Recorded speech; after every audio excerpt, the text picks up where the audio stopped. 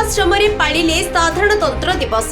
सारा देश पालुछि 76तम साधारणतंत्र दिवस।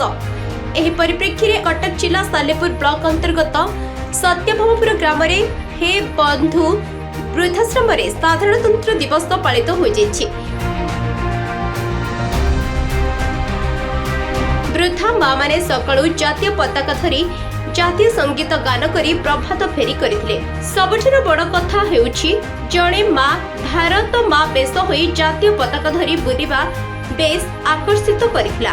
परे समाजसेवी शशधर पंडा मुख्य अतिथि भावे हे बंधु वृद्धाश्रम रे पहुंची जातीय पताका उत्तोलन करथिले।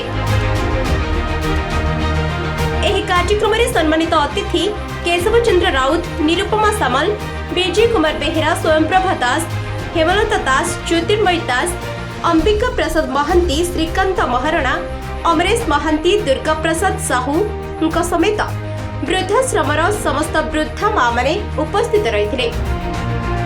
कारण समस्त धन अच्छे किंतु सेवा करिवार मनोवृत्ति, दान करिवार मनोवृत्ति लोक मान ना।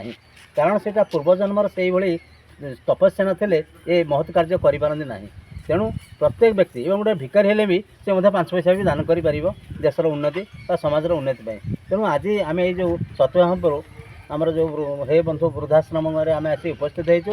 आज 76तम पताका उत्तोलन एठारे पालन करा जायछि। तेणु एति कहबी ये जो वृद्धाश्रम होइछि ए वृद्धाश्रम जो कर्मकर्ता अछंती सेमानकु बहुत धन्यवाद देबी। कारण से गोटे महत्व कार्य करुछंती।